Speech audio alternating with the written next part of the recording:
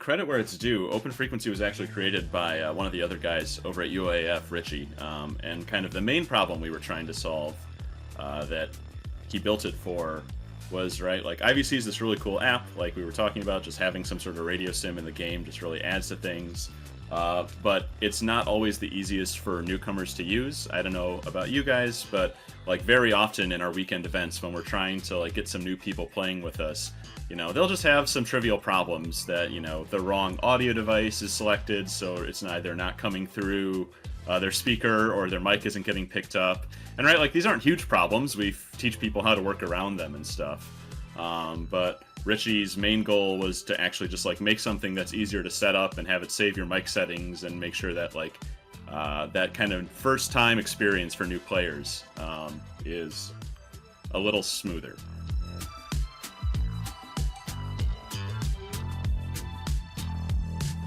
Fourth sort. Sorted. Tempest 1-3, can meet 10040, 22,000 to ship. Free sorted trail. Spike 27, 6 o'clock. 1 Eagle 4 side, 162 auto. Stepped on, say again. When it comes to in-game radios, DCS has SRS and Falcon BMS has Internet Voice Communications, also known as IVC. Recently, an application called OpenFreq has been released and uses physics-based simulation to model how VHF and UHF radios should sound while flying. IVC did a great job, but OpenFreq is on a different level. This is a simulated airspace. We are here with Razgriz, who is one of the developers for OpenFreq. We invited him to talk about what is under the hood and what it took to create the software. So I am Prime, also known as Aviation Plus on YouTube. I create Falcon BMS, DCS tutorial videos for all experience types. I am here as always with Phyisical, and Razgriz will give his introduction after. Hey everyone, it's Phyisical from the YouTube channel Physical Fighties with a few videos about Falcon BMS. Welcome to be on here as usual, and looking forward to this episode with Razgriz talking about this new communications protocol thing. So go ahead and introduce yourself, Razgriz. Hey, I'm Razgriz, or Matt. I've been playing BMS and DCS since about 2018. I became a BMS dev in about 2021. Worked on TACU stuff, gunsight stuff, a bunch of other small things, and recently been trying to build more tools for BMS. Thanks for coming. Hopefully we can get a good conversation here, because with simulators and DCS and BMS, you always see the third-party options and software coming out to help out with the base model or base game. Like we said before in the intro, DCS has SRS. It has a integrated system for communication, but it's not. People don't use it. They use something else. The same exact thing happens with BMS. It never really had one, so we had to create one anyway. But now it's getting less and less, I guess, official. But once it gets used a lot, it becomes more quote unquote official to be able to use with BMS. So it is important to have other people to be able to create software for our simulators, because sometimes it might not be up to par, but we could always make it up to par when it comes to third-party simulators. So what is IVC? So IVC is the Internet Voice Communications. Before we started, we were trying to figure out what it even stood for, because we always say IVC this, IVC that, but we never actually knew exactly what it stood for. So we've looked it up. Apparently it says Internet Voice Communications in the code. So that's what we're going to go with, but we call it IVC. So all of us know that the importance of radio communication in aviation is the only way to communicate. You can't use hand signals if you're too far away. So it is very important to use the IVC. And what IVC has brought to the table for Falcon BMS is something that gets us in the right direction of how it's supposed to sound with the radio communications. Because if you ever heard a radio, it's not completely perfect. It doesn't sound like a phone. So there's like that modulating sound in it, and depending on what frequency your electronics in your airplane is, it'll also have something on there too. But IVC is very, very, very important for communications. Razgriz, what have you what experience do you have with IVC? Did you first use it when it first came out in, I think, in 2011, or not first came out, but were you using it when you first started BMS, when you were learning, or were you kind of using Discord or something along those lines? Yeah, I've been using IVC probably around since I started playing BMS multiplayer, like 7, 8 years ago.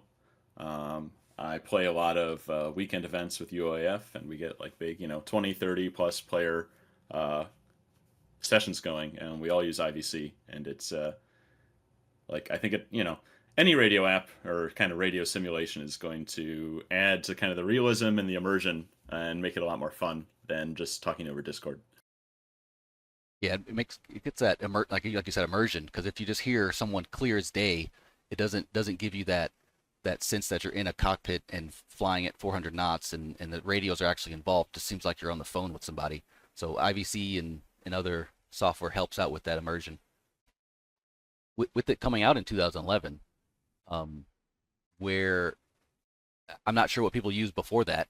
So it was, I don't even know what people used before that. They probably used, was it TeamSpeak or Xfire or something along those lines, or called each other to be able to talk on the radios or talk to each other if you're in a multiplayer scenario with not like huge multiplayer people, but just 1 or 2 people trying to get a training in.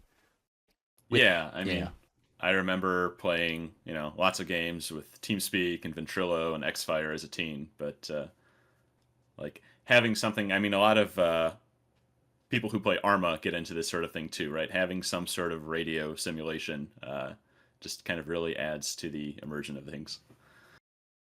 Actually, Razgriz, now that you mention it, I used to play ArmA myself, and I don't recall what was there was a software that was released along the time I played that simulated the radios and proximity chat. Do you know what the one I'm talking about, perchance? I don't recall the name of it. Razgriz. I don't offhand. Sorry, I don't. I hang out with a bunch of people who play a bunch of ArmA, but I don't do too much myself. Yeah, but I think it's ACE, Advanced Combat Radio or something. Yeah, that's it. Yeah, and it gives you like a radio in hand. You got to press the buttons on it, and you got to flip it to the correct channels and stuff. Yeah. And proximity, like directional. Instead of Discord, just hearing the person perfectly, it's like distance based. You have to yell if they're across the street or something, and you can hear them softly if they're talking softly. Yeah. Exactly. So I remember that being a big thing by the time that came around. But actually, now that I think about it, I don't recall what was the name of the thing originally. Is it Acre, maybe? I think Acre. Yes, that's the one. Thank you. Yeah, that's the one. I remember playing ArmA and then that coming around, that being released, and that was such a big difference in immersion, and that's what we're all after, isn't it? Immersion in these things. And it creates that level of knowledge, or that second, I guess, action. You have to type in the radio buttons, just like in BMS and DCS. You got to use if you use the channel, so you got to go to channel 1, channel 2, channel 3, like go through the air traffic control ladder there. Also, you need to make sure you're on the correct frequency as your flight members, because if you're not, then you're not going to be able to talk to them. You need to make sure you're on the correct tactical frequency for AWACs and the package. So it's like different things that it puts the immersion in. So you have to know which channel and frequency you should be on, and IVC changes that channel back and forth, because that's how real radios work. So that's all about immersion there. With radios, so we all know that it's more than one person can't talk at the same time. When they do, it gets blocked. However, that is the huge difference between open frequency and what IVC has. IVC basically plays a sound where you can't hear anybody. It only plays that sound. It's like a blocked blurp type of sound, so it's just goes burp, and you can't hear anyone. Appreciate the loss right now. If you've flown in real life and you know how radios work, or if you do open frequency, it kind of merges them together based on the speed and the distances and all those things come together, and it'll make the frequency sound different. But you can kind of focus on one person while they're talking, even though you hear both people. So that's also really good for open frequency, and that opens up the door for the modulation and physics when it comes to radio in that regime. Yeah, it's really interesting, right? Like airband radios when planes talk to each other, right? Like modern planes also have other radios. There's encrypted comms. There's all sorts of other stuff. But most of the radios, when you're talking to your wingman, when you're talking to your control tower, all the comms in BMS and DCS for sure are using kind of airband AM radios. And AM's this really old technology, right? It goes back to the 1920s or 30s. But the whole reason it's still used in aviation is because two people talking at the same time, like they definitely mess each other up and like the channel sounds all funky, but you can still kind of make out each party. And that's right, really important for aviation safety so that someone can't talk over control towers, stuff like that. So that was kind of what got me fired up, right? Like the whole reason we still use AM radio a century later is because you can still kind of hear each other, and I kind of wanted to bring that to BMS. Yeah, in the clip earlier, because I'll have a clip at the beginning where you could hear both people talking, but it's, as you said, it's like demodulated and it's like sounds all weird. The frequencies are, and it's like kind of overlapped, but you can definitely figure out who you're trying to talk to.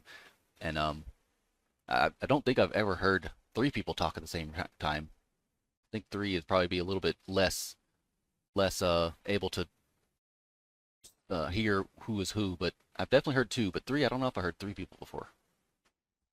I mean, it just gets worse, right? Like Yeah, same it just thing, gets just worse. like overlaid on top of each other. Yeah.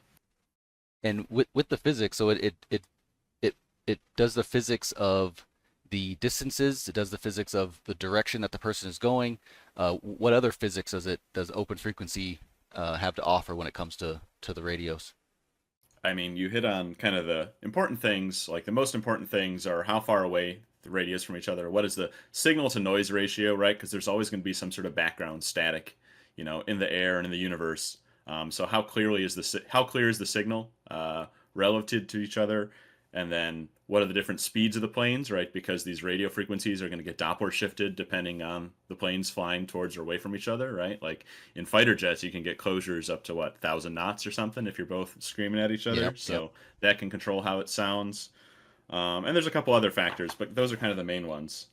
And all of these kind of contribute to how those different transmissions sound, right? Like there's that annoying kind of buzzing tone you mentioned, but also the different voices talking at once kind of modulate each other in interesting ways.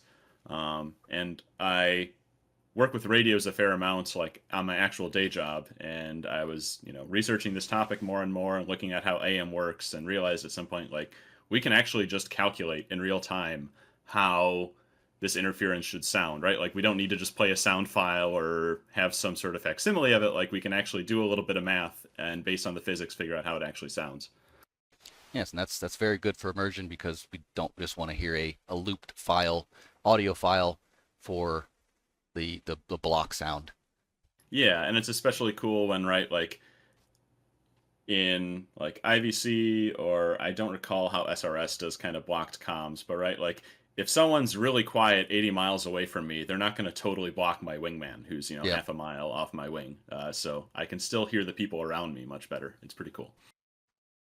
I've gotten a little bit of experience in SRS, but it seems like it uses the same sound as IVC, and I haven't used it in probably like maybe 6 months or so, so they might have updated it, but you don't hear anybody, so it's like a block sound. You hear kind of nothing, so it's the same type of thing for SRS. Speaking of SRS, the SRS actually, I never really looked this up, but I learned today it came out in August of 2016, so it's relatively new when it comes to comparison with IVC in 2011. It's 5 years younger than it, and it is also based on Teamspeak 3 because IVC was based on Teamspeak. They had the agreement to use Teamspeak.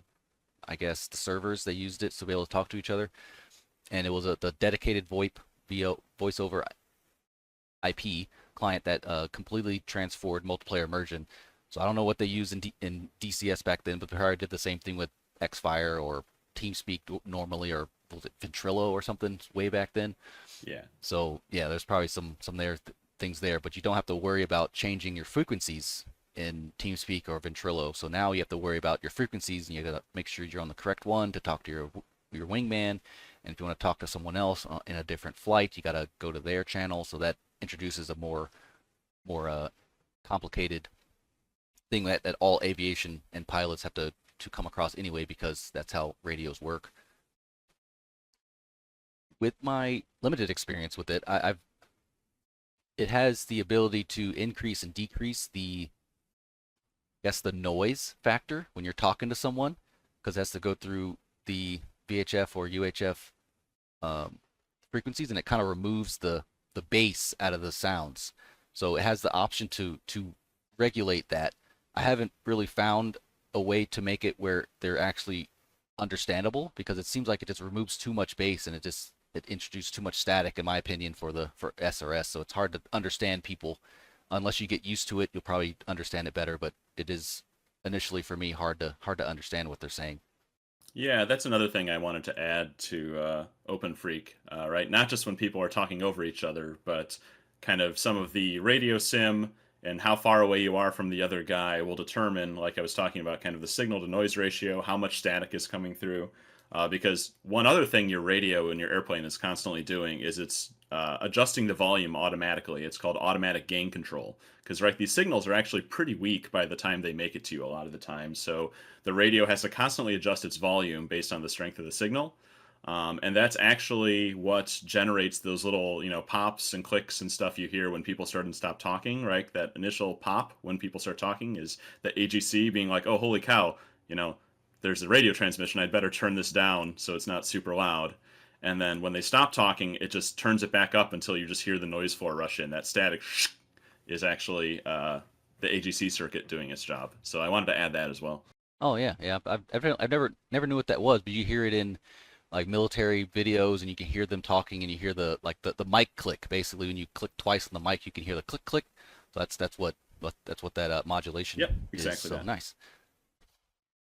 So you kind of touched on a little bit why you wanted to create open frequency, but at what point in time did you really start creating open frequency and wanted to do it? I know it kind of built over time, playing BMS and DCS and understanding how IVC works, but when did you roughly start about creating open frequency or wanting to create it? Credit where it's due. Open frequency was actually created by one of the other guys over at UAF, Richie, and kind of the main problem we were trying to solve that he built it for was, right, like IVC is this really cool app, like we were talking about, just having some sort of radio sim in the game just really adds to things. But it's not always the easiest for newcomers to use. I don't know about you guys, but like very often in our weekend events when we're trying to like get some new people playing with us, they'll just have some trivial problems that, the wrong audio device is selected, so it's either not coming through their speaker or their mic isn't getting picked up. And right, like these aren't huge problems. We teach people how to work around them and stuff. But Richie's main goal was to actually just like make something that's easier to set up and have it save your mic settings and make sure that like that kind of first time experience for new players is a little smoother. And so he started building that, and then that's kind of where I came in. I was like, okay, cool. If you're going to do this, I get really excited about, radios and physics and simulations. So I want to help make this sound as real as we can. Awesome. So it was like a collaboration, but he had the idea of creating a open frequency, and you wanted to really get deep into the physics of how to create it, because that's what radios is. It's all physics and math. But that's kind of collaborating on that front there. Yeah. I think when it comes to usage, you said it UAF uses it all the time with 30 or so people. What was some of the, like, I'm not sure if you went to the first time you used open frequency in a giant multiplayer session, but how did it go that first time? Was it more of a learning type of curve thing, or was it pretty easy? The first time or two were a bit of a mess. We definitely had some kinks to work out. So lots of thanks to the people who actually helped us test it and helped make it work. One of the things we learned the hard way is that, you mentioned VoIP, like voice internet comms, right? Like actually present problems that real radios don't. So, right, like in a real radio, you broadcast some signal out on your antenna, and so long as it's not blocked by a mountain or something, right, it's going to make it to the other guy, and they'll hear it pretty much instantaneously because the signal moves at about the speed of light. But that's not true with packets over the internet, right? Like I'm sending you packets right now so we can talk to each other. And sometimes those packets get delayed, sometimes they get lost entirely, sometimes they'll get delivered out of order. And this is kind of a classic computer networking problem that you have to solve. But you need to buffer up the packets so that there's not sudden gaps if there's a lag spike. But if you buffer up too many packets, then, right, we're hearing each other on like a 5-second delay. And that's no good, you know, if you're seeing a missile coming towards your wingman and you're shouting for him to flare, right? Like if he hears that 5 seconds from now, he'll be dead. So kind of striking that balance and figuring out just kind of the classic networking sorts of problems were actually most of the challenges.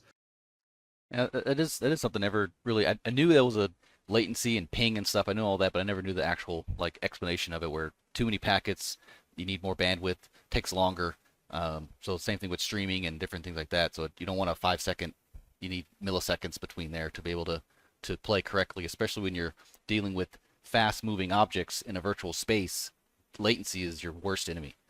Yeah, for sure. And the real trouble is the latency isn't constant, right? Like the internet's a pretty miraculous thing in that it can just figure out how to get packets from my computer to your computer. But every once in a while, they'll just like change routes, and suddenly your ping and your latency will just change. And having what if that happens while someone's in the middle of talking? How to deal with that is a hard problem to solve.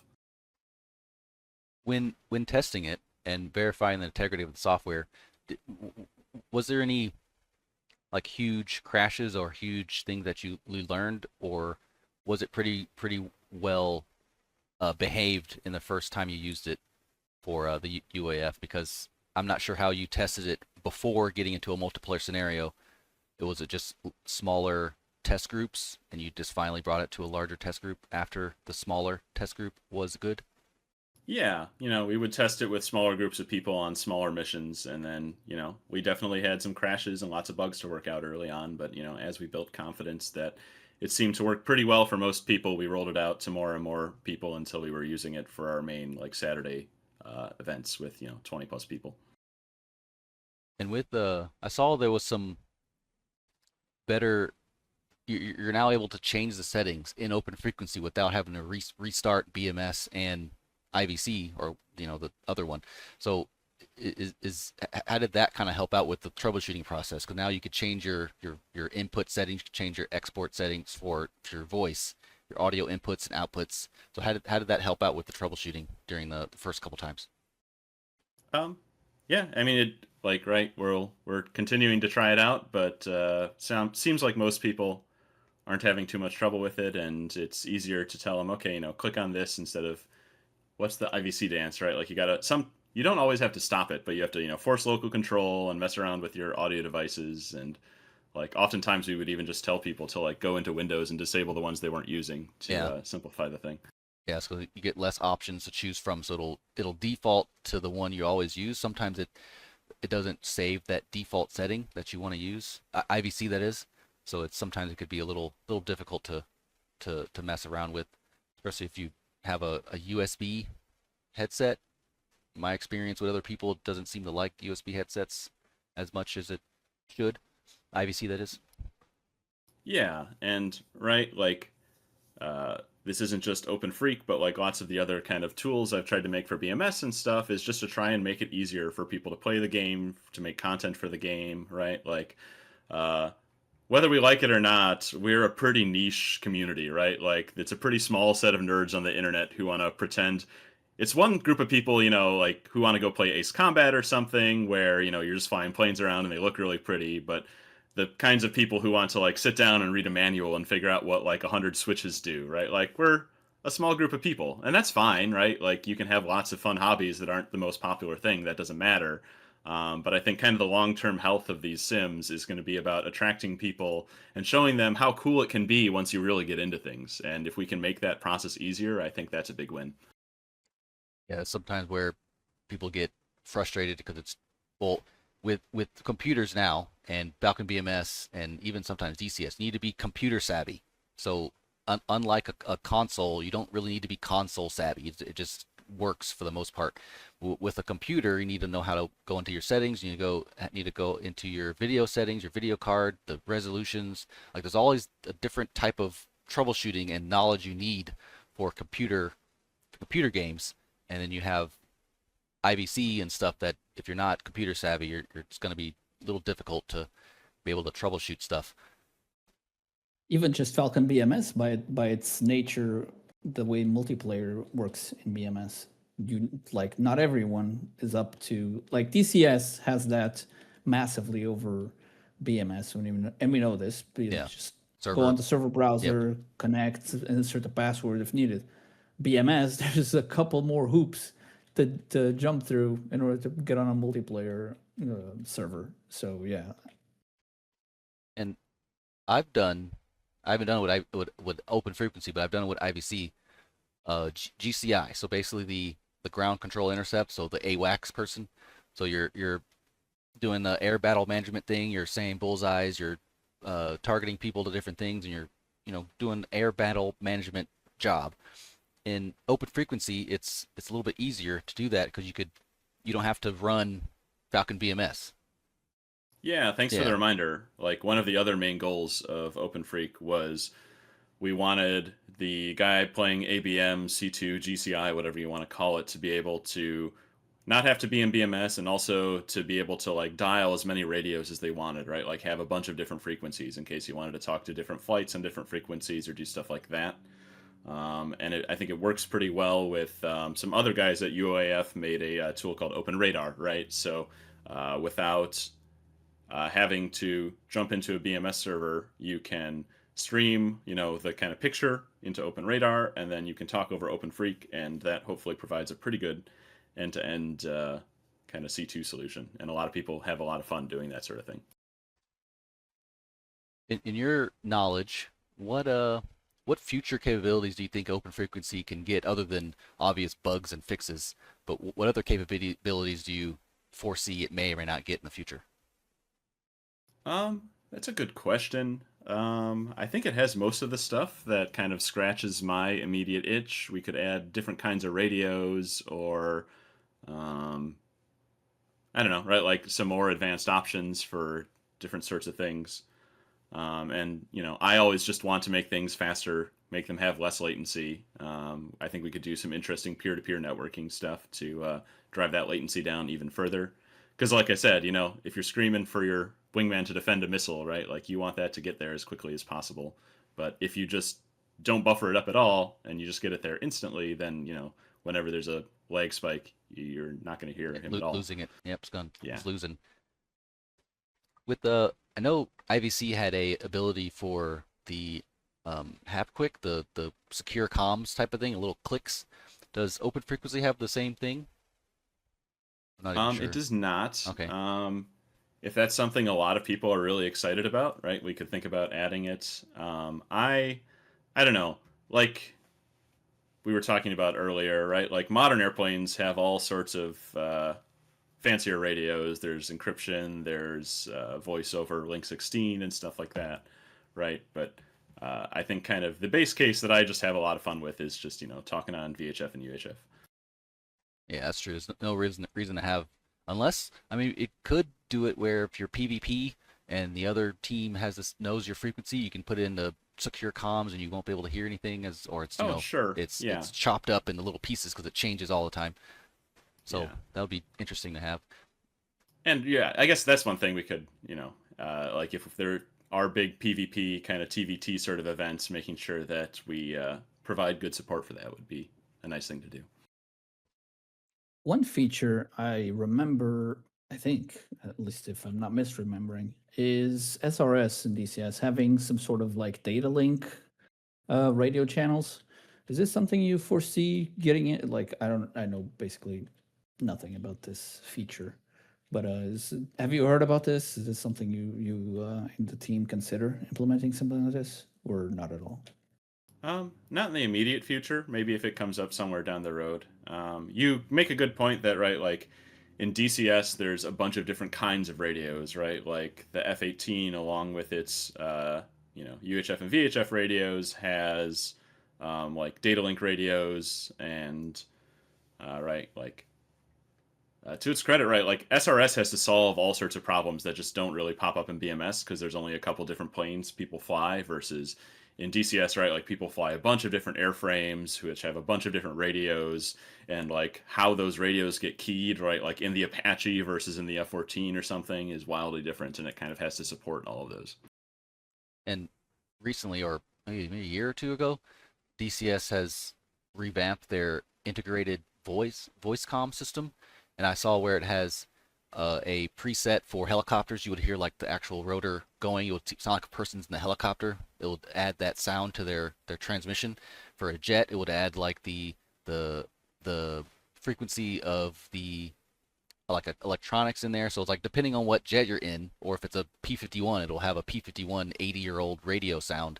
So it'll kind of put in a preset of audio files based on what aircraft you're in. And like to your point, has more planes to have to deal with.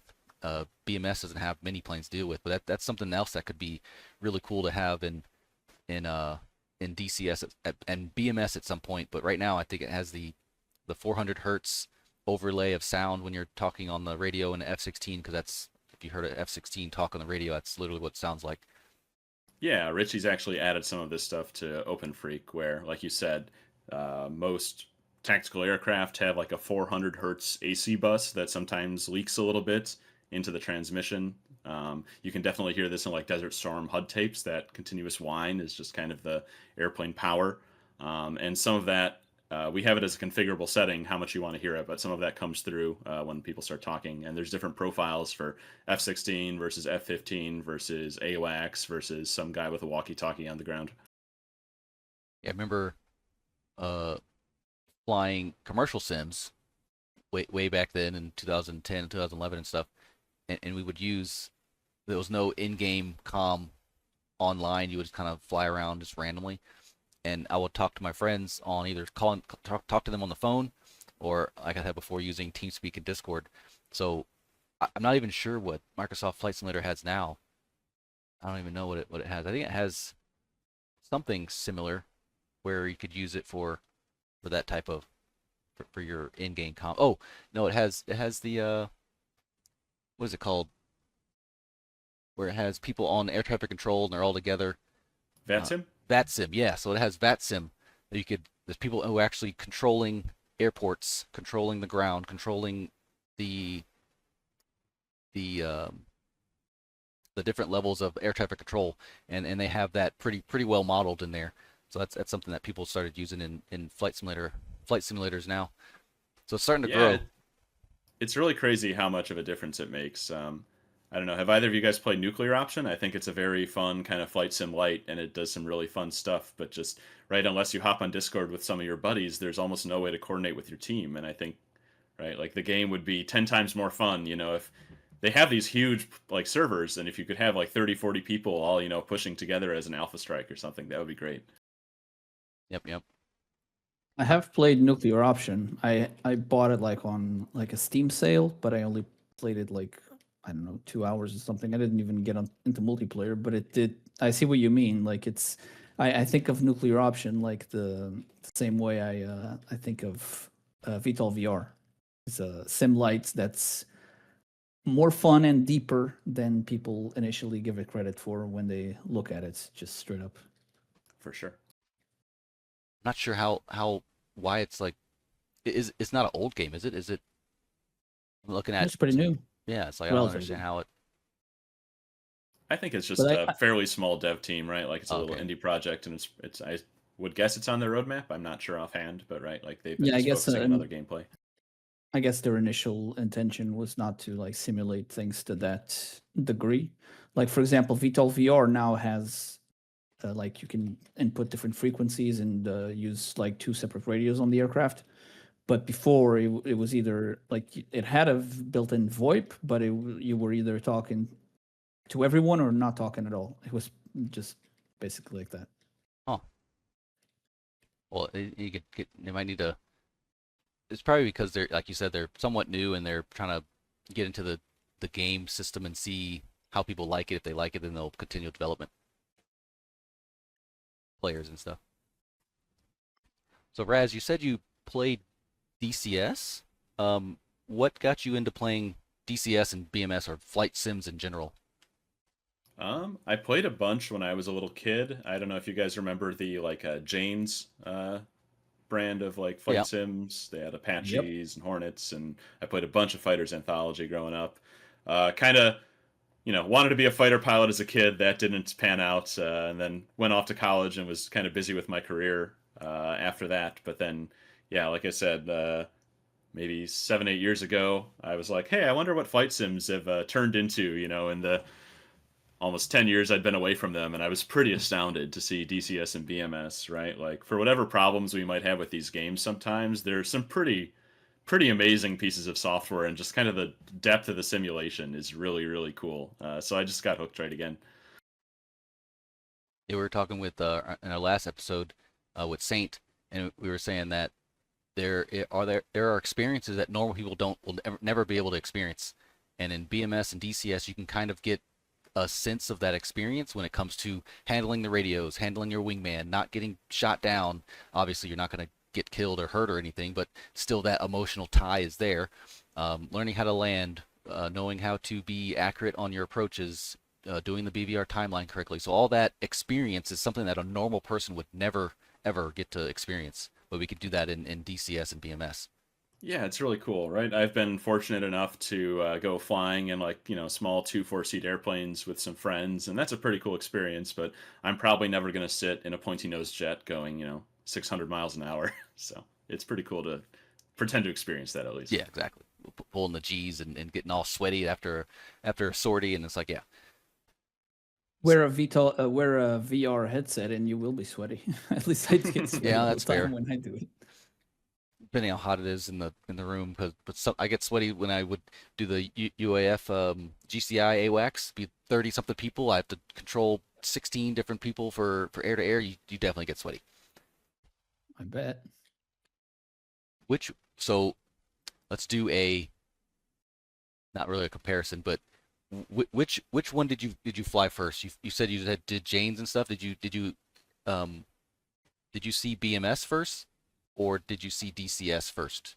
No, I think I saw DCS first. Okay. I picked up the A10, and that was right when the F-18 first came out, if I'm remembering correctly. Yeah. So I played those for a little bit, and then a buddy I met through DCS was like, hey, you should check out this other game, and that's kind of how I got into BMS.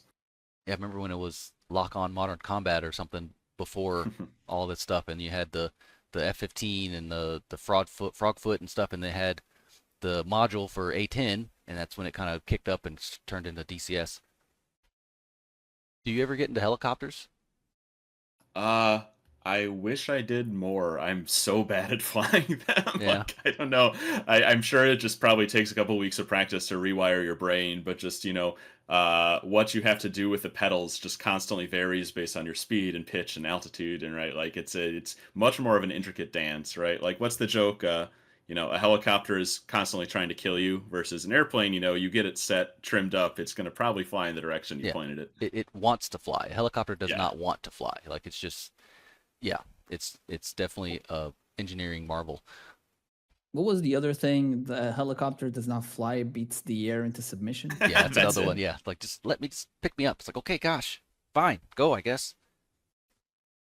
Yeah, that was never flown a helicopter, but I was at the expo. They had X-plane and a small moving helicopter sim where it was like a Robertson 44 or something, and it was that W where you could raise it up for the other person to use and pull it down for you to use.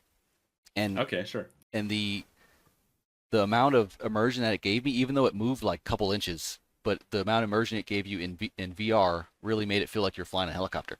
And I was flying this thing, and the collective, when you pull up on the collective, you go up. When you push down on it, you go down. So when I landed, being used to fighters and Cessnas and whatever, I would get on the ground and want to pull out on a throttle, like on a Cessna. I wanted to pull out, so therefore I pull up on the collective, and that made me go up. So that was something I had to like completely rewire my brain of how that works, because that was completely different to me. Yeah. And a lot of times I would land and then like go right back up in the air. I'm like, dang it, I can't pull out, quote unquote, out on the throttle on the collective, because that makes you go up again.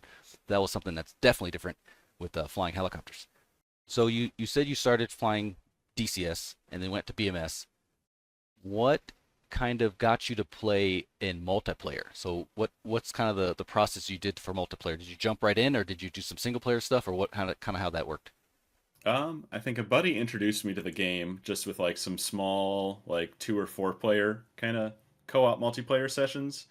And then I bumped into UAF and started playing in these, bigger 20, 30 person events. And that just hooked me instantly, right? Like any PvE game with 30 people in it is going to be fun, but just, air combat's a special treat, right? Because if you design the mission right, everyone's contributing to the picture, right? People are clearing the airspace in front of you. People are doing seed, right? Like everyone has to do their job to get in, hit the target, get out, and come home alive. And that kind of gameplay loop just instantly hooked me. With all those people flying in the air and trying to give their own little 2 cents, what's your take on and advice of like radio etiquette when it comes to talking with a whole bunch of people on the same radio frequency and you wanting to put in your piece in there? What are your thoughts on radio etiquette? Yeah, there's this old phrase, right? Like it's not push to think, it's push to talk. So think about what you want to say and how to say it quickly, and then do that, because especially when people are getting shot at, right? Like every second on the radio, it's a precious commodity. So just try to get your point across quickly. And that's where, right, like the military uses all these brevity terms to try and speak even quicker. And new players will get kind of wrapped around that, and they'll be like, oh, I don't know the right thing to say. And it's totally fine to say plain English as long as you can get your point across quickly.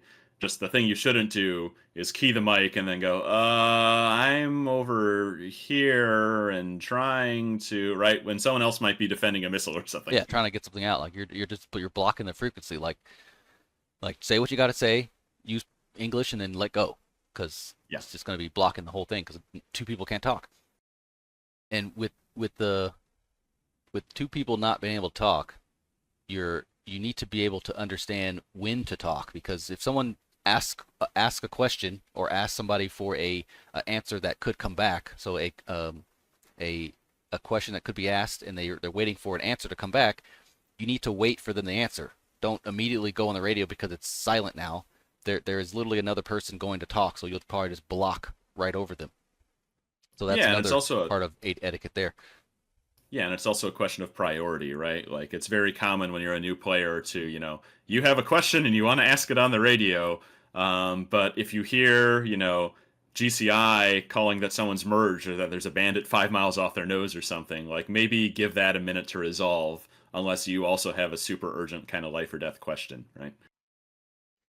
I've seen that happen so many times. Like people are in the middle of an engagement trying to sort out bandits. Someone, hey, I am now passing steer point 5. It's like, good. Yes, thank you. Very good. It's on both sides of the radio too, right? Like a new guy doing AWACs for the first time might be giving like a 3-minute picture call while people are defending SAMs or stuff like that. Yeah, that situational awareness of knowing when and what to say, because it's like, oh yeah, merge, and it's like, okay, I'm gonna do a picture call. It'll take 90 seconds to get a picture call, and no one can talk for that long. So it's a situational awareness type of thing for radios as well. Because you can't just talk just because you want to talk. You got to understand the situation and read the room to understand what they want to do. But it's all about skill. You'll get used to it. Everybody will get used to it, and you'll learn from others, because there's definitely certain ways that make it a little bit better for communication. If someone says they're merged, or if someone says they're merged, you're not going to give a picture call then. If someone says, based on the brevity calls, if someone says, oh, I'm spiked northwest, you're not going to give them a picture call. You're going to give them that spike. So you have to learn the brevity codes and what the person wants in that situation. They can't think of all this stuff, and they don't have a picture in front of them to understand where everything is. I need you to say the most relevant and priority threat from me with the brawl call. So it just depends on the situation at hand. I guess this might be one reason why some people are just intimidated to try out multiplayer, because they think having to go talk on the radio, it's going to be like this huge thing that if they get it wrong, everybody's gonna jump down their throat. It's not that deep, I think. Yeah, I mean the guy who started UAF, Krause, right, like has a semi-famous video where he says, get your ass to fly, doing a whole Arnold Schwarzenegger impersonation. But right, like if you can take off, if you can talk on the radio and not step on everyone else constantly, and you can like fly home and land and not run into people, like just try it out. Like this is really daunting. There's a lot to learn when you first start playing, but it's really rewarding and really fun. Yeah, that Yeah, teamwork. you'll get better with everyone. experience. Yep, that too. And even with real flying, when like that button to talk on the radio, it turns off your brain if you're not used to it. So like you said before, it's push to talk, not push to think. So before you push the button, make sure you know what you're going to say, and that comes with repetitiveness. So once you do repetitive stuff, you'll know what to say, you'll know what to expect. Is the biggest thing. People don't know what to expect, so they just kind of freeze up and don't really know what to do in a radio situation, especially if they're talking to another human. It's just it's a weird psychology there. When it comes to people talking over the radio, the block sounds, were you aware what that sound was before you actually learned what it was? I remember watching some videos and seeing like, what is that block sound? Like just that audio file. It's like burp. Like, what is that? Yeah, no, I had no clue what it was. And like, if you asked me a year ago, like, does IVC sound realistic or something? I would say, I don't know, probably. But then, right, like you sit in an airplane with people and you hear like, okay, that's not quite how it sounds. And then, like I said, I ended up working a bunch with radios in my real job and learned a bunch. And then I could take that knowledge that I picked up there and be like, oh, okay, now I understand what's going on, and here's how we can simulate it better. Yeah, it's definitely that's another thing with simulators. People don't know what to compare it to in reality. So if you Right. see it in a simulator, like, I guess that's correct, I don't know. But the moment you know what it's supposed to feel like, it ruins the, lack of a better term, it ruins the experience in the simulator, because you know what it's supposed to be like, and you want it to be closer to realistic as you want it to be to certain levels, because there's some things we just can't simulate in a simulator. But it could sometimes degrade that experience sometimes if you know exactly what it's supposed to be like.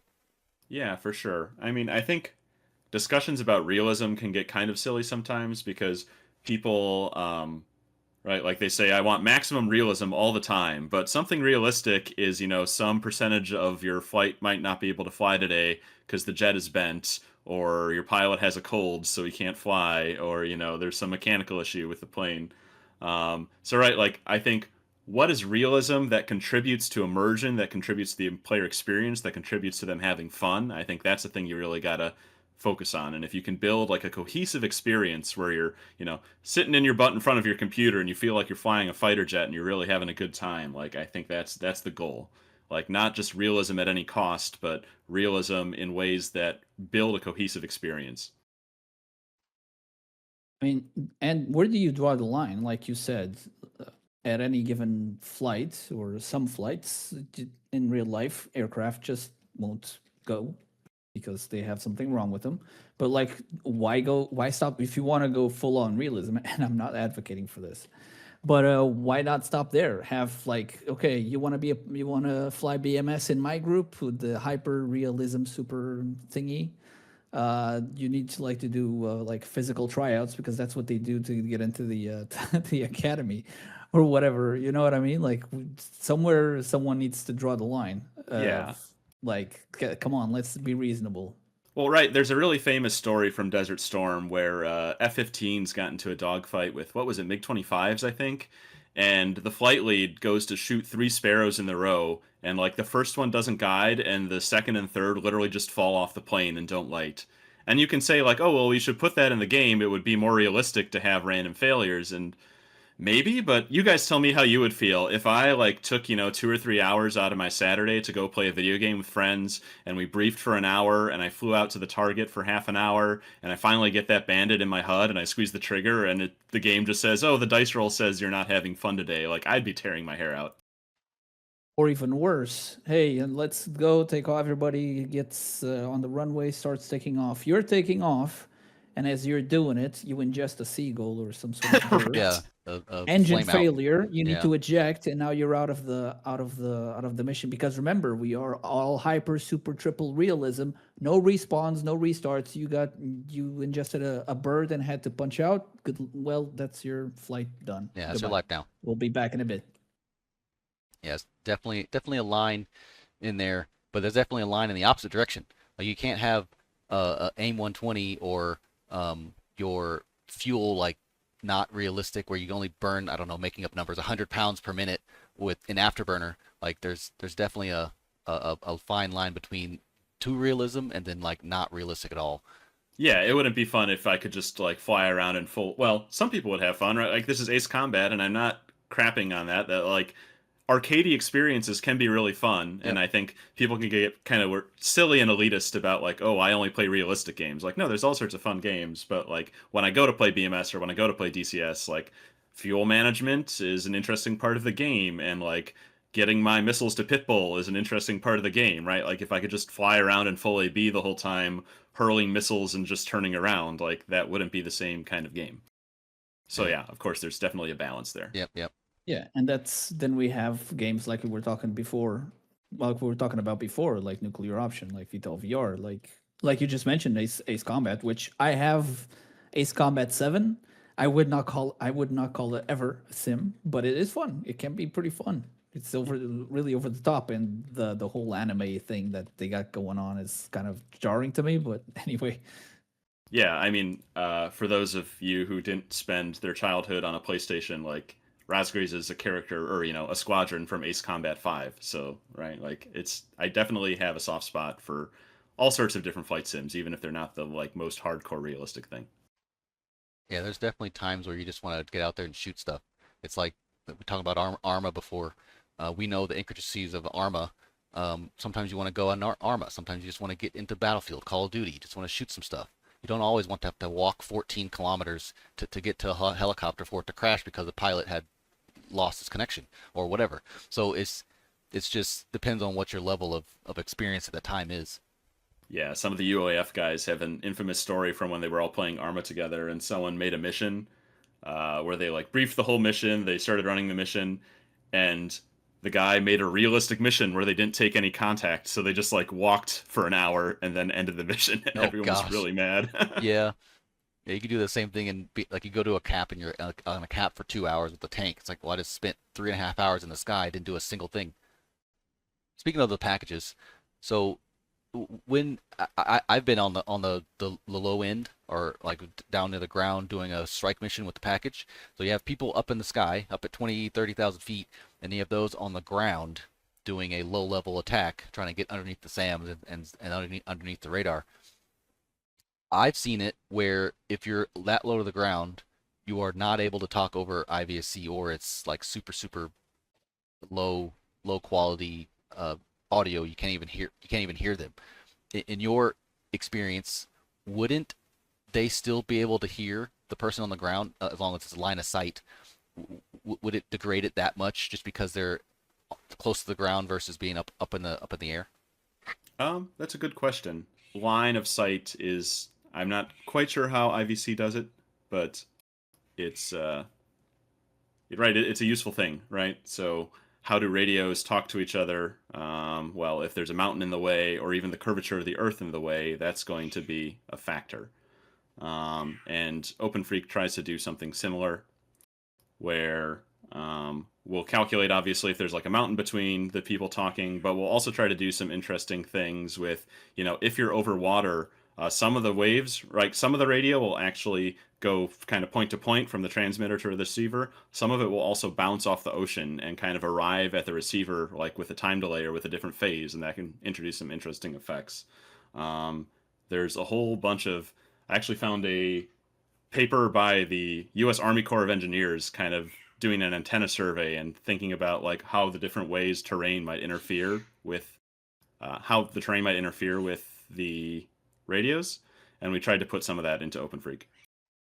And that's really good for us who know, but for those who aren't aware of that being a thing, it's not going to really, they're not going to be able to appreciate it as much because it just happens.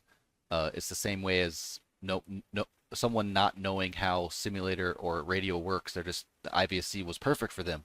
But now that we understand how radio works, we're in real life talking on the radio and stuff. We know how it works. We appreciate it more. So that's for us. It's really good to know that's a feature in a this gets back to the realism discussion of like yep. maybe we should put it in the log file or something, like, you know, like here, this timestamp you went to talk, but like that you got clipped by the hill, right? Like line of sight is super important in radios, and it's not always intuitive how it works, because even if you can see the other guy, right, like if you're both really close to the ground, there's this concept in radio waves and light waves and all sorts of waves called the Fresnel zone, where, right, like some of the radio waves aren't, right, radio waves or any sort of signal doesn't just go in like this pencil thin beam from point A to point B. It kind of spreads out. And if you imagine two planes so close to the ground, right, like when it spreads out, a bunch of that is going to just kind of bounce off the ground and get lost. So you're actually going to lose a fair amount of signal just flying around low. Now, usually your radio is powerful enough that you can still talk to someone a couple miles away, but that can work in kind of unintuitive ways, and OpenFreq tries to model all of that. But then that gets back to our discussion of realism of like, well, if I'm a new player and suddenly I can't hear my lead, like, what the hell's going on? Is the game broken? Is OpenFreq broken? So got to try and figure out some way to, you know, explain that to people. And maybe you just have a log file or some note in the recording like, hey, at this time you tried to talk and here's why someone couldn't hear you. Might be an interesting feature to add. Yeah, just to add stuff, because sometimes it's like, I didn't hear you at all. Like you don't hear anything. It doesn't even, the squelch doesn't even make it come through. So it's just absolutely nothing. So you don't even hear that you've been trying to speak over the radio. Yeah, and talking to actual fighter pilots, it's worse because, right, like you have to worry about the actual antenna geometry on the plane, right? Like if you're in a turn and your antenna isn't pointed towards the guy, then they might just not hear you for a second. And apparently, like, this is a problem all the time at Red Flag and other like force exercises where just like the ground, you know, control or the range control can't hear certain things because of the way jets are pointed. We don't model any of that in OpenFreq. I think maybe we will at some point in the future, but like starting to talk about like where our antenna's pointed and what sort of antenna patterns and stuff, like that gets really complicated really quick. Yeah, so it can. Kind of the thing we're trying to shoot for in OpenFreq is like, what's the, you know, can we build a simulation that is pretty convincing without, you know, having every bell and whistle, right? Like do something simple that is effective. Yeah, and we all see that IVC did that exact thing for almost like 15 years now. So it's just making it a little bit more better, a little bit more realistic in the people who do fly in with radios and able to understand it. But yeah, it's definitely a step in the right direction. That's the hope. So Razgriz, so on the when we're flying BMS, I'm not sure how this works actually. Might just be BMS base game. But when we're flying BMS and we're talking to the tower, we're obviously doing it through the keyboard or voice attack, whatever, but using communicating with the tower. Yep. And the tower responds using your program. Does the tower sounds use your program as like as a way, if that makes sense, or is it like just BMS sounds and that's the just mechanics of it? That's just going to come through BMS. It might be cool, maybe someday, like, you know, if the other devs think it would be a good idea and we want to kind of route more of the radio sounds like in-game through that, that might be kind of neat. Or, you know, maybe eventually just build it into the base game. But, right, we built it as a separate piece of software just so that it's something that people can easily try out, right? Like it doesn't need to be tightly integrated with the game. You can just download it and drop it in, and it should work just like IVC does. And, you know, if you like it, great. If you want to stick with IVC, right, like that's also your prerogative. But we're just trying to make it kind of easy to build and easy to use. That makes sense. But what I was also thinking about, I was talking initially about tower, but like, for example, AWACS, when the AI AWACS talks to you while using your program, you'll still hear it perfectly, like we always do I think all the time. Yeah, that'll just be I don't straight through recall BMS. Right, straight through BMS, no distortion, no loss in signal, nothing. Okay, yeah, that makes sense. And with the AI AWACS and straight to BMS, I think IVC had the ability for to model where the human AWACS would be, like the GCI would be, because I think we would usually use it. It would just be everyone, so everyone could hear, or everyone could hear the AWACS, the human AWACS, no matter where they are. It will just be like omnipresent for everybody. In open frequency, is there a way to like simulate a location for them? Is. Okay.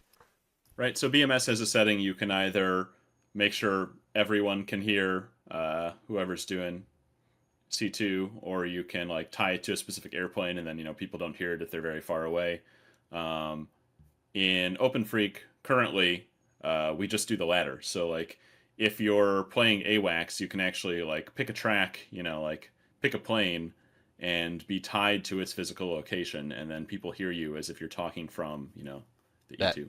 Oh, okay, awesome. Because sometimes we would use the system to our advantage to be able to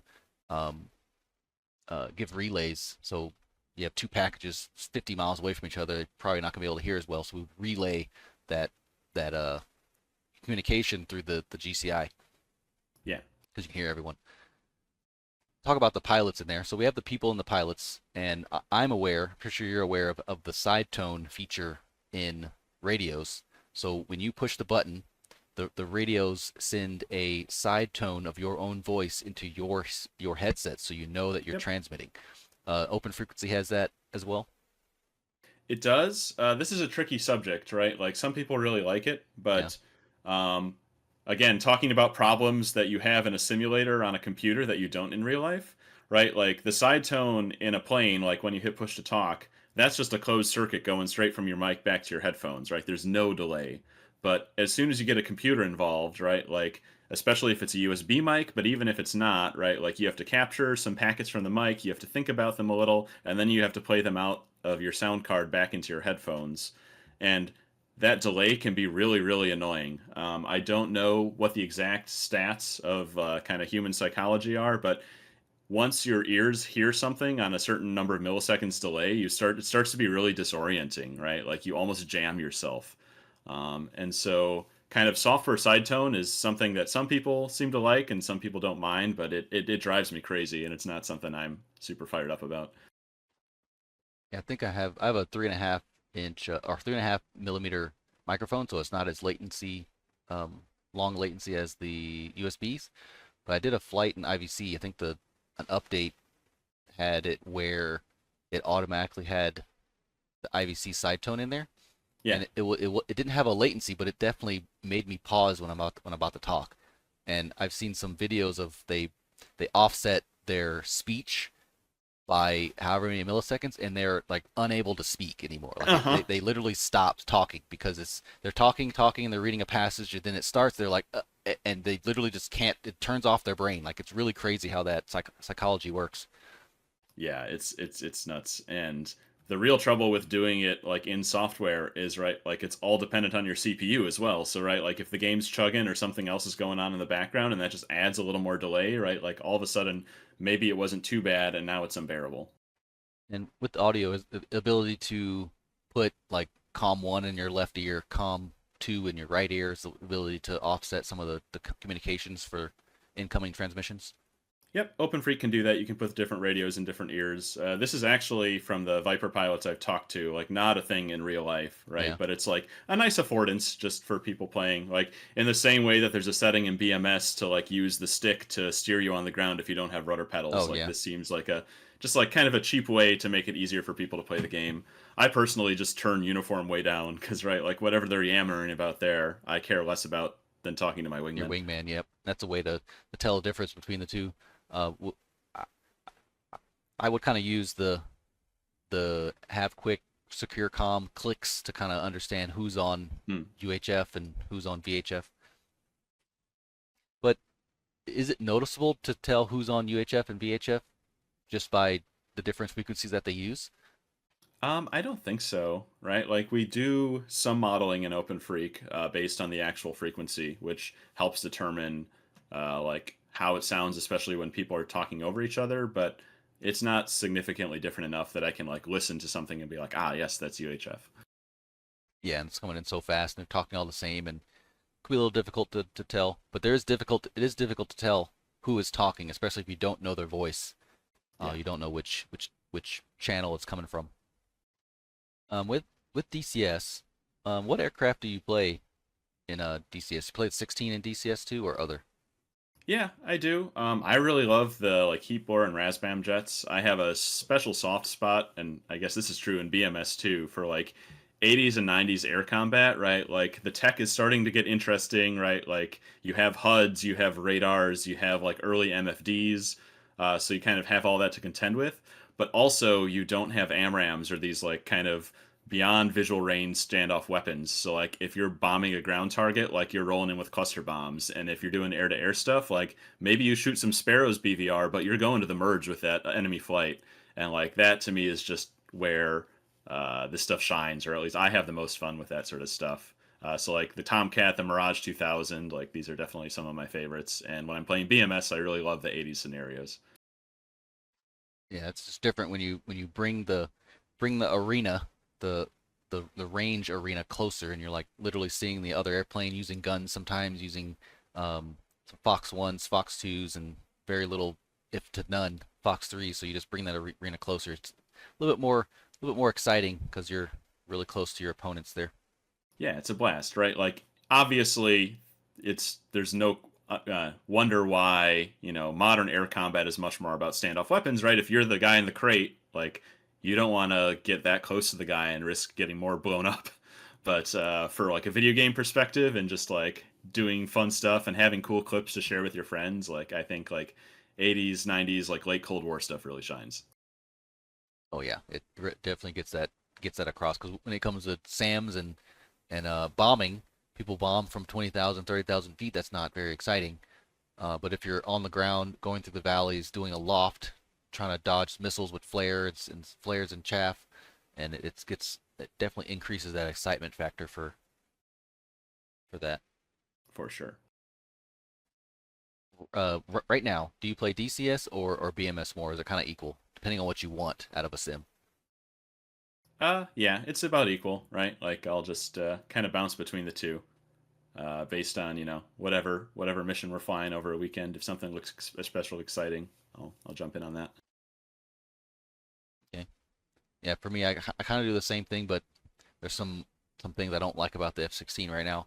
But I do have the F-100D, which is like it's like a nice balance between a Cold War fighter that needs two crew members, and a aircraft that could be controlled and used effectively combat-wise by a single person. Because you still have, it doesn't have a radar on it, so that's out the way. But you still have to do it's mostly a bombing aircraft. So you have all the dials, you have the manual timing for the bombs to come off. You got the pylons for single release or pulse release or whatever. So it's like that weird. It's that middle ground of being able to force yourself to have two crew members and to be one crew member. So it adds that stick and rudder type of thing, because you can't go into afterburner really fast because it'll stall your engine. You got the Super Saber dance, so you got to be more cognizant of actually flying the airplane than modern day aircraft. Yeah, it's really funny kind of how, as flight sim players, we kind of experience history in reverse, where, we fly these much more modern jets, and then you try an older one and you're like, this thing's a piece of crap. Well, that piece of crap was such a huge step, improvement over, from the the previous one. F-86 or something, Yep. or over the P-51. And like, right, like there were such huge strides of technology, and technology advanced so quickly, especially in aviation during the 50s and 60s and 70s, that it's kind of funny to look back and be like, oh, that sucks. Well, it was a huge improvement over what they had. Yeah, it's because we're kind of, like you said, going backwards. So we had the F-14, and then we went to the F-4, and we're like, oh my goodness, this is like a huge difference when it comes to the abilities, number one. And then after the F-4 and the F-14, we had the F-15, which got rid of the radar officer, and now you are doing all the radar stuff because they made it a little bit more simple. It had it do some automated pulse repetition frequencies. It did automated search modes. Like it had more automated stuff instead of being all manual, where you had to have 14 different switches just to look up and down and change your frequency modulation for the radar. But yeah, like you said, we're just going. experiencing it backwards, because most people fly the 15 first, and then they eventually get to the P-51. That is a huge separation of combat power between the two aircraft. Yeah, and it's really fun to watch people do that for the first time, right? Like, we'll do 80s stuff in BMS, and they'll be like, where's my data link? How do I know where everyone is? It's like, well, Look out the window. you got TACAN, you look out the window, you start talking on the radio, right? Like, I'm sure we've all seen, right, the, what is it, Stroke 3 defending SAMs over Yep. Baghdad. And, right, like, just listen to that, and how much of that comm is like, I'm over here, where are you? I'm over here, break low, right? Like, it's all just people talking. And, you know, I'm sure a modern pilot will hear that and complain about the trucker comm and talk about how much better air-to-air comms has gotten. But so much of it is just, you know, figuring out where the good guys are and where the bad guys are. Yeah, that's all about the brevity and understanding and having that situational awareness / mental picture of what's going on around you. That's one of the other hard things that people have to learn and develop in multiplayer, because you don't know where your person is, because you don't know what systems to use and how to interpret that system to be able to build your mental picture of the situation around you. Mm-hmm. In BMS, what are some of the things you're looking forward to in BMS? I know we have the update coming soon, so what some of the things you're looking forward to in BMS, aircraft wise, graphics wise, open frequency wise, like anything?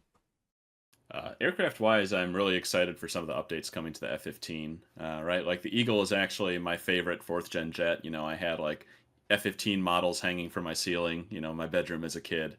And just some of the recent work that's been done to upgrade some of the avionics and make them more Eagle-ish is something I'm really excited for. What kind of things are you looking forward to in DCS?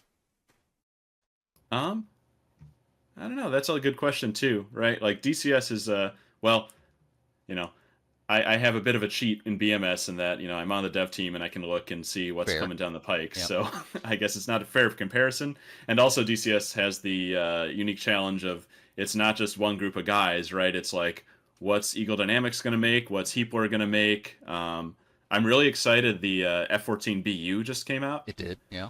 And I haven't had a chance to mess around with it much because I've been traveling for work the last couple of weeks. But I'm really excited to fly a Tomcat with the HUD and like see all the new symbology and stuff in the backseat as Rio. I'm really looking forward to that. Yeah, I've seen some videos of it. The HUD is usable, has all the information Yeah. you have all the information you need on the HUD right in front of you. You got distance, you got the timeline of your dynamic launch zone, the speeds is there, like everything is there, so you don't quite need to look inside the cockpit as much as you did before, where it had like 4 lines on the HUD. It just had your pitch ladder maybe on the other HUD. What about, I know DCS has always talked about the dynamic campaign coming up, but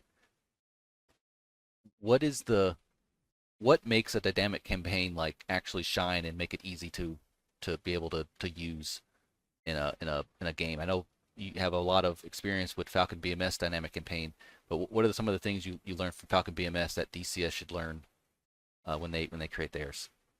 Yeah, I mean, right, like what makes the BMS campaign, dynamic campaign, so cool is it's not just, you know, there's some AI that's deciding where the tanks should drive around on the ground, but it's kind of, again, we were talking about like the real fun in a flight sim to me is when you can build a cohesive environment where you can sit your butt in front of your computer and feel like you're some small part of like this really big air war going around. And right, like that's not just kind of a campaign map thing, but that's how well does the AI behave? You know, what's the AWACs doing? You know, where are all the bar caps? Are there other flights flying around besides just me on my mission? Yeah, I don't know how that'll turn out in BMS. I don't want to speculate. We'll see how that comes out. But to do it well, I think you need to get a lot of things right, or at least a lot of things pretty good, so that again it comes together as this kind of a cohesive experience. Yeah, it's a lot of things. There's a lot of things that DCS has to match up, because BMS has had its dynamic campaign stake in the ground for decades now.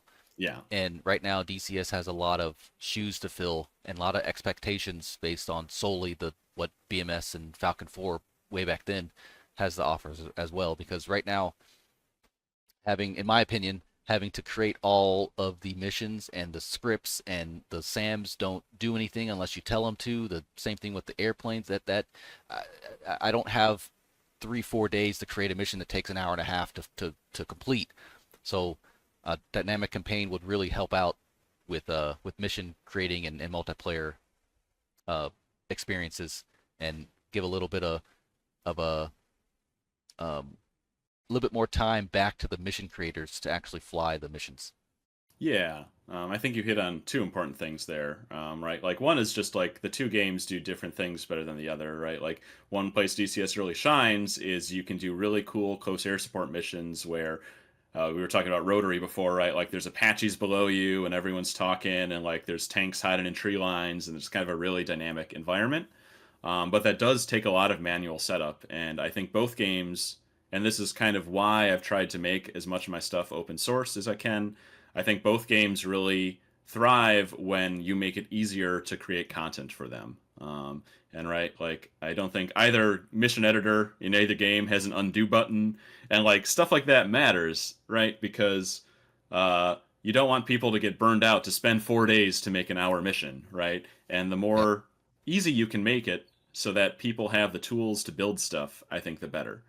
And I think, just to kind of continue on that briefly, like, that's why I try to make my stuff open source, because there's been a bunch of tools, especially on the BMS side, where like it was made by one guy, and that was a really cool tool, but then that one guy went away or just got busy with his life, right? Yep. Like, this is a hobby, and now suddenly they're not supporting that tool, and maybe that's fine for a while, but then if the game ships an update where suddenly, they can't read the game files or something like that, that's a huge problem, right? Like, if the community suddenly couldn't if the community in BMS suddenly couldn't use Weapon Delivery Planner or Mission Commander, and there was no replacement for that, like, the game would be a lot worse for it. So I think trying to build more tools and build a community around those tools is a really healthy thing we can do to help the game out.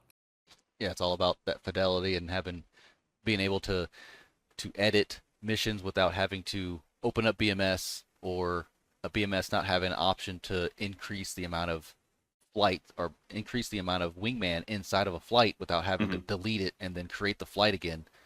Because there's other ways to do that in Mission Commander. You can just add another person to the flight just by, on the arrow, just add one more person and save it. But yeah, that's the big thing, because in multiplayer at least, when it comes to missions in multiplayer, it takes a long time to continue the mission or to create or make it different for the next week or however many times you do it, so the mission to be different the next time. In UAF, they have the 30 people flying, and I think it's mostly a campaign, right? And there's small little adjustments for the amount of people to be able to fly, but for the most part, it's building on the campaign, and the red side automatically gets created by the dynamic campaign, right? Yeah, we try to spend a lot of time just kind of building successive missions on an ongoing campain, but it's still a lot of work for the guys fragging the weekend missions. So huge shout out to those guys. And you want it to be, the timing has to be all correct, because you don't want someone to have to take off an hour after the first person, so that all needs to be correct. You want there to be actual enemies out there to shoot, because 30 people and 0 enemies is not going to be very exciting. So I'll make sure that's all great and handy. There is one thing I absolutely love about DCS, the ability to spawn in flights while you're in the game. So yeah, that's pretty cool. That's just amazing. Like, it's like in ArmA, it's called Zeus, where you can like spawn tanks, spawn infantry, and you can have them walk wherever, like, live in the game without having to go back through the editing software and stuff. You can spawn things immediately wherever you want on the battlefield, which would be really nice for large missions, especially if the script didn't work out the way you want it to be, or the bug in the game where just because someone's on the runway, an AI's on the runway, now the AI can't take off because it's stuck, then you can like spawn or delete different things on there. So that would be a really good feature for BMS, but I think it might be a limitation. Have you messed around with, I think it's called Olympus for DCS, where it's like it's a mod where you can have this top-down map and you can just like spawn stuff into the game. Yeah, I've had a few missions with that with other people. I was like the person doing it, so actually placing stuff on there and it's really nice to have that fidelity and ability to just add things immediately. For sure. Razgriz, 2 quick questions. One, what is your favorite aircraft in BMS? Well, I think you might have already answered that with the Eagle, but just to confirm, is the Eagle your favorite aircraft in BMS, or do you have another one? So I find most of my time playing the Viper right now, just because I'm really excited for more of the improvements to the Eagle, like really making some of its radar and avionics more unique, and I'm looking forward to that a lot in the next release. So both are pretty awesome. Okay. And if you had the ability to magically make an aircraft full fidelity, be it in BMS or DCS, like have it full fidelity, all its systems and all this stuff, what would that be? I think the F-15 is probably my pick. The Tomcat's really cool too. I really love playing that in DCS. But kind of the teen series, 70s and 80s American fighters are some of my favorites. So you're doing pretty good between, BMS with the F-15C and DCS as the F-15E. Well, then again, I don't know exactly in which state that is currently, considering all that's been going on with that. But that's another topic. But between DCS and BMS, you're pretty good with Eagles. Yeah, they're pretty cool.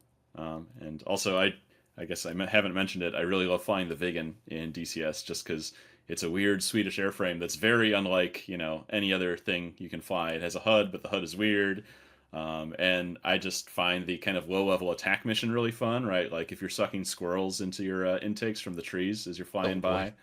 Like, and then popping up, trying to drop all your bombs before someone shoots you with AAA, and then like running off at Mach 1.5 is a blast. Yeah, there's all these different types of roles that all the planes have, and it's really nice to have them all in one package. All the different multiplayer players being able to do their different tasks during a package. Mm-hmm. Well, do appreciate you coming on to explain the open frequency and your story of getting a BMS, DCS, and some of your thoughts on different things. Do appreciate your time, and hopefully get to fly around with you in BMS and been able to experience your open frequency software pretty soon here. Yeah, it's been an absolute pleasure talking to you guys, and the only thing I'll plug is if people want to learn more about how the radio physics works, I made a little webpage kind of describing that. I think you guys can probably link that, and it's got all sorts of, right, like, I think people get afraid of math. I've never been very good at math, but it breaks it down in a way and explains kind of how this all gets built up and what the kind of physical phenomenon are going on that actually gives you these sounds, and has a bunch of kind of interactive demos and animations and audio clips and stuff. And I think that's, at least I hope that's pretty neat. Yep, I'll have that in the description below so you can view it. Sweet.